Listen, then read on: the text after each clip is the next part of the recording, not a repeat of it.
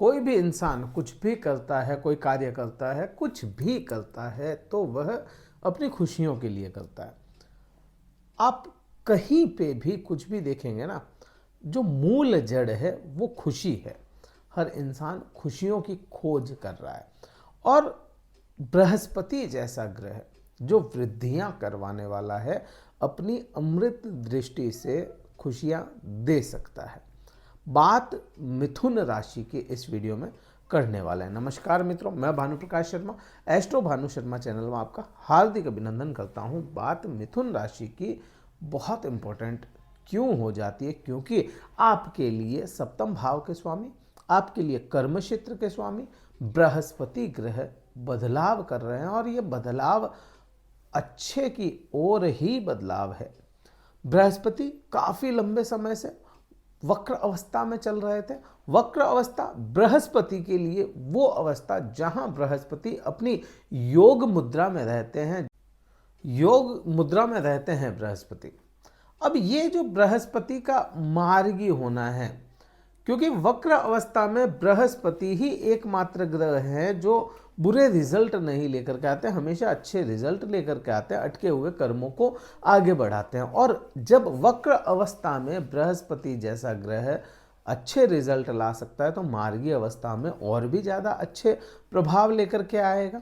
12वें भाव में आपके यह बृहस्पति मार्गी हो रहे हैं और यहाँ से आप देखेंगे अभी के समय को अगर देखा जाए तो लगभग 17 डिग्री पूर्ण बलवान अवस्था में बृहस्पति अभी के समय में है।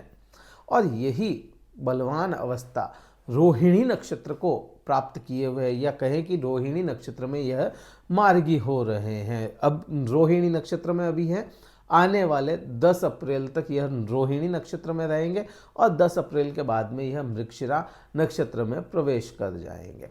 रोहिणी नक्षत्र चंद्रमा का नक्षत्र है और बृहस्पति का कह सकते हो कि राशि, चाहे बृहस्पति के लिए मित्र राशि नहीं है, लेकिन चंद्रमा मित्र ग्रह होता है। चंद्रमा बृहस्पति का मित्र ग्रह है तो यह जो नक्षत्र है यह भी इनको पूर्ण प्रभाव देने वाला हो जाएगा। रोहिणी नक्षत्र को अगर देखा जाए सुंदर नक्षत्र है। रोहिणी नक्षत्र को देखा जाए तो हर प्रकार की इसमें ऐशो आराम मिलता है। यह एक लग्जरी नक्षत्र कह सकते हो आप इसको, अगर इन शॉर्ट एक वर्ड में बोला जाए तो लग्जरी नक्षत्र है ये। अब इसमें बृहस्पति जैसा ग्रह अगर वक्र अवस्था से मार्गी हो रहा है तो आप पे प्रभाव क्या आएगा? सबसे पहला प्रभाव यहाँ पे, क्योंकि यह लग्जरी को दर्शाता है तो यह 12वें भाव में आपके कहीं ना कहीं चीज़ें लग्जरी लेकर के आएगा। मतलब सैया का सुख दिलाता हुआ मिथुन राशि वाले जातकों को यह नजर आएगा। 4 फरवरी के बाद में ही शैया का सुख अच्छा होता हुआ अपने को मिथुन राशि वाले जातकों के नजर आता है। अब यहाँ पे आप देखिए कि बृहस्पति का कारक कौन आपके लिए? बृहस्पति क्या है? सप्तम भाव का भी स्वामी है, तो कहीं ना कहीं बेडरूम प्लेजर्स दिला रहा है। तो आप कनेक्ट कर सकते हैं यहाँ पे कि पति पत्नी के व्यवहार में मधुरता लेकर के यह बृहस्पति आपके आ रहा है। अब बृहस्पति का एक बेसिक रूल है, या कहते हैं ना कि थंब रूल है बृहस्पति का, कि जहां बैठते हैं वहां के बुरे प्रभावों को दबा देते हैं। भारी ग्रह, मोटे ग्रह, इस प्रकार से 9 ग्रहों में मोटा ग्रह, वसा का ग्रह, इसको ही माना गया है बृहस्पति को। तो यहाँ के बुरे प्रभाव जो होते हैं वह होते हैं आपके किसी भी प्रकार के कोर्ट केस, एलिगेशन, किसी भी प्रकार के आप पे इल्जामात यह बताते हैं।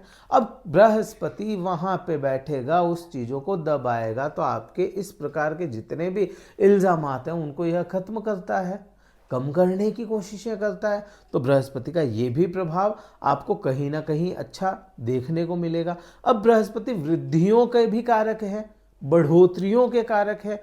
9 ग्रहों में सबसे अच्छी वृद्धियां अगर कोई दे सकता है और स्टेबल वृद्धियां दे सकता है, राहु की तरह नहीं है ये बृहस्पति की वृद्धि दी और वापस खींच ली। बृहस्पति वृद्धि देगा और दे करके रखेगा, मतलब स्टेबल रखता है बृहस्पति भी। तो यहाँ पे आप क्या कहेंगे कि आपको कहीं ना कहीं विदेशों से कनेक्शन भी बना सकता है ये राहु। ये है ना, वृद्धियां देगा, कॉन्टैक्ट्स बढ़ाने का काम आपका कहीं ना कहीं करता है। कोई एमएनसी कंपनी में आपका प्रमोशन भी यह बृहस्पति आपको दर्शाता है। तो यहाँ से तो इसके प्रभाव ये हो गए। अब मैंने एक बात कही कि बृहस्पति की जो दृष्टियां हैं वहाँ यह बृहस्पति अमृत बरसाता है। बृहस्पति की जो पांचवी दृष्टि होगी, पांचवी दृष्टि बहुत इंपॉर्टेंट, और यह पांचवी दृष्टि आपके कहाँ चली जाएगी, आपके जाएगी चतुर्थ भाव पे। शुरुआत का शब्द था मेरा सुखों को लेकर के।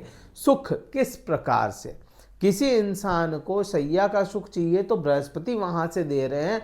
किसी को पति पत्नी के आंतरिक संबंधों में सुख चाहिए, कहाँ पति है तो पत्नी की इज्जत देगा, इज्जत करेगा, पत्नी है तो पति की इज्जत करेगी, तो ऐसा कुछ सुख है तो वो 12वें भाव से दे रहा है।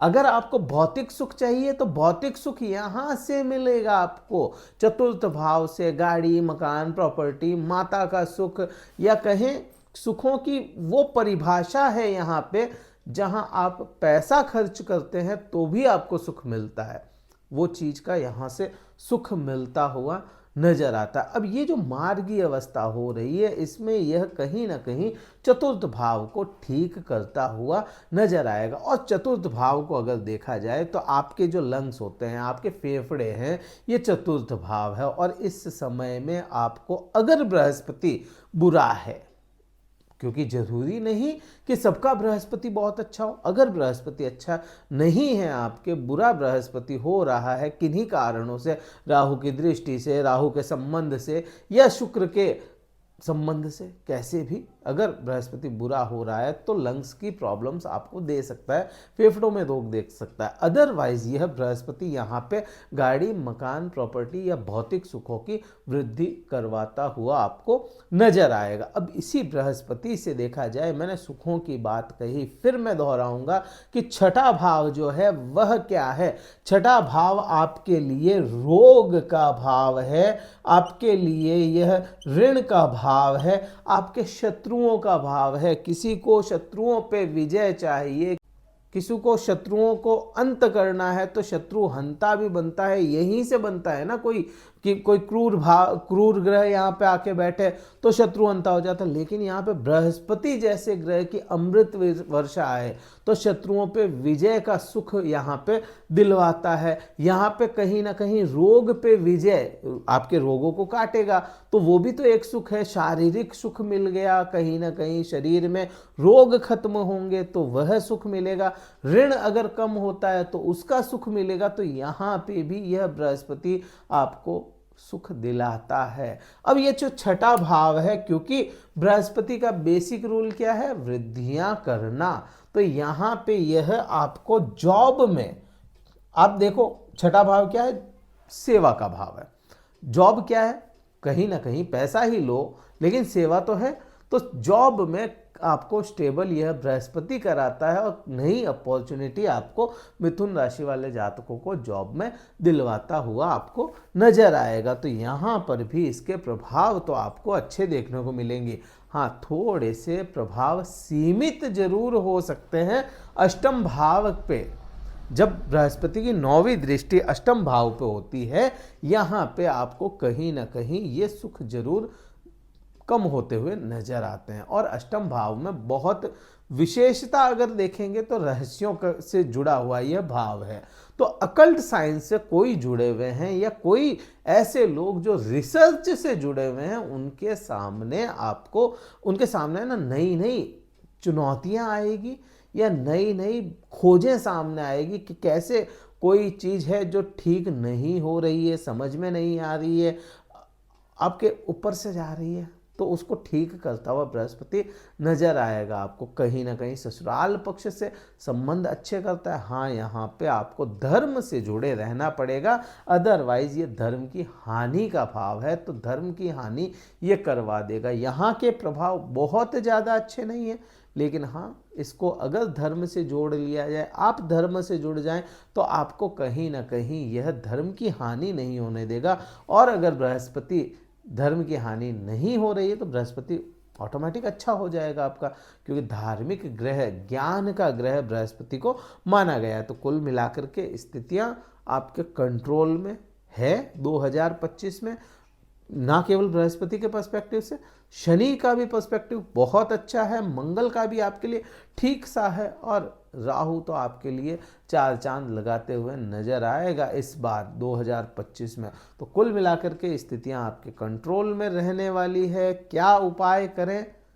केवल और केवल एक उपाय, बृहस्पति के बीज मंत्र का जाप आपको करना चाहिए, जिससे आपका बृहस्पति अच्छे रिजल्ट देगा। और जब यह बृहस्पति बदलाव करके आपकी खुद की राशि में आएगा, तब आपको और भी ज़्यादा अच्छे प्रभाव इसके देखने को मिलेंगे। इस वीडियो में तो मैंने बहुत कुछ बताया। वीडियो कहीं अच्छा लगा हो लाइक कीजिएगा, शेयर कीजिएगा, सब्सक्राइब जरूर कीजिएगा चैनल को। और कुंडली विश्लेषण अगर करवाना चाहते हैं, जिसमें केवल आपकी कुंडली पे बात होगी, और ये तो गोचर की बात है, कुंडली में कुछ प्रभाव बदल सकते हैं, महादशाएं अंतरदशाएं बदली भी होती हैं, तो उनके प्रभाव भी आप पे वैसे ही आते हैं। तो डिस्क्रिप्शन में कार्यालय के नंबर है, व्हाट्सअप मैसेज द्वारा ही संपर्क करें, मैसेज कर दें, अपना स्लॉट बुक करवा लें, फिर मैं आपसे बात कर पाऊंगा। इस वीडियो में तो इतना ही था। जय हिंद, वंदे मातरम, भारत माता की जय।